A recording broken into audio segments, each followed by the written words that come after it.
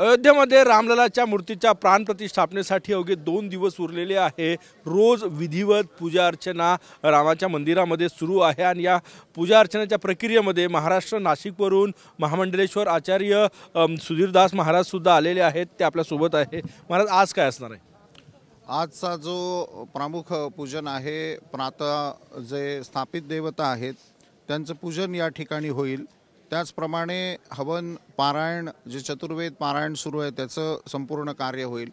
आज विशेष म्हणजे देवतांना शर्करादिवास म्हणजे साखरेमध्ये देवतांना ठेवलं जातं, त्याचप्रमाणे फलादिवास ते झाल्यानंतर संपूर्ण देवमूर्ती या फळामध्ये ठेवल्या जातील आणि प्रासाद आणि शिखर याचा 81 कलशांनी या ठिकाणी रामललाचं अभिषेक पूजन सर्व दिव्य औषधी त्यामध्ये ठेवल्या जातील। स्नपन आणि प्रासाद अधिवासन, पिंडिका अधिवासन आणि पुष्पादिवास आणि सायंकाळी आरती आणि पूजा असा सर्व धार्मिक कार्यक्रम या ठिकाणी संपन्न होईल। आणि भारतातून आलेले सर्व 121 जे प्रधान पंडित आहेत चारी वेदांचे ते चतुर्वेद या ठिकाणी मंत्रघोषामध्ये सर्व पूजन करतील। किती मोठा क्षण आहे देशभरासाठी, देशातल्या हिंदू बांधवांसाठी। आज हजारो वर्षाची गुलामगिरी आपण तोडत आहोत आणि अत्यंत दिव्य असा भाव सगळ्या भारतभराचं लक्ष नव्हे तर जगभराचं लक्ष राम जन्मभूमीकडे लागलंय। आणि मी काल शब्द वापरला देवदुर्लभ, देवतांना देखील अयोध्येमध्ये येण्याची इच्छा होईल एवढा दिव्य क्षण हा आजचा आहे। आणि जन्मसाफल्य मनुष्य जन्माचा जो एक भाव असतो ते मनुष्य जन्मदेहच सार्थक झाला असा भाव आहे प्रत्येकाच्या मनी। स्थापनेची जी पूजा आहे प्रतिष्ठापनेची त्यामध्ये तुम्ही सुद्धा ती पूजा सांगणार, तुमचा सुद्धा समावेश आहे? जी जी यामध्ये सर्व 121 विद्वान सर्व ब्रह्मवृंद आहेत। अतिशय आनंदाने अतिशय सुनियोजितरित्या आदरणीय द्रविड शास्त्री दीक्षितजी शास्त्री यांच्या आचार्यत्वाखाली हा सर्व पूजन विधी होतोय। हा मनुष्य देहाचं सार्थक झालं, याची देही याची डोळा आपण हे पाहतोय। दिव्य अनुभव आहे। हनुमानजी महाराजची कृपा झाल्याशिवाय या गोष्टी घडत नाही। 2 दिवस दर्शन या ठिकाणी बंद आहे, विधी सुरू असणार आहे? जी, दर्शनार्थींकरता आज पासून दर्शन बंद केलेलं आहे। त्याचप्रमाणे मीडिया देखील आपण पाहतो आहोत। आउटसाइड या ठिकाणाहून सर्व बाईट्स वगैरे सुरू केली आहे। आतमध्ये कुठलाही फोटोग्राफी किंवा व्हिडिओ शूटिंगला अलाउड नाही आहे।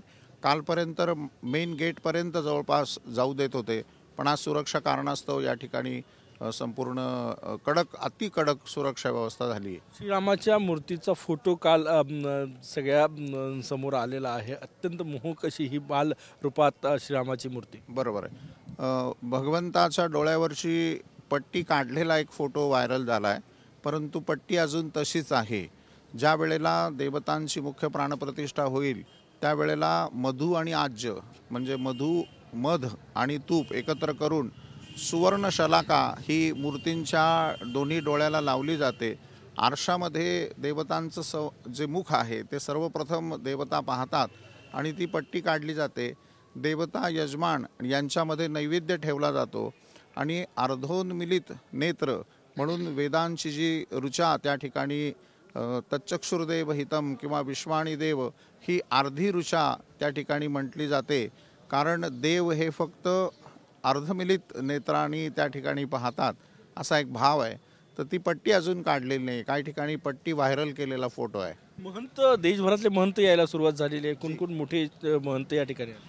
भारतभरातल्या सर्व संप्रदायाचे 13 आखाड्याचे श्री महंत, आणीचे श्री महंत, सर्व वैष्णव आचार्य, रामानंद वल्लभाचार्य, निंबार्काचार्य, मध्वगौडेश्वर, शाक्त, गाणपत्य, सौर्य सर्व उपासकांचे सर्व जगद्गुरू श्री महंत या ठिकाणी पोहोचलेले आहेत। शेवटचा प्रश्न माझा, सगळ्या महंतांसाठी 22 जानेवारीचा दिवस हा अत्यंत म्हणजे इतक्या वर्षाचा तप आणि प्रतीक्षेचं फलित म्हणता येईल?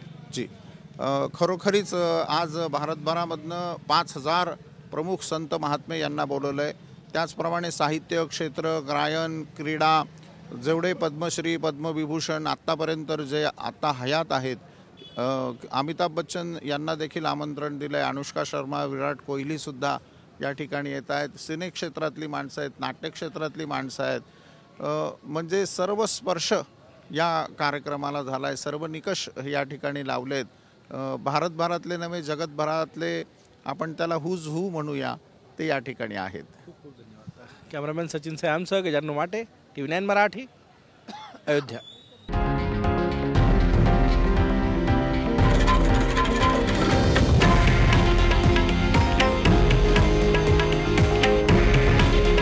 हे आहे देशातील नंबर 1 न्यूज नेटवर्क आणि आपण पाहत आहात TV9 मराठी.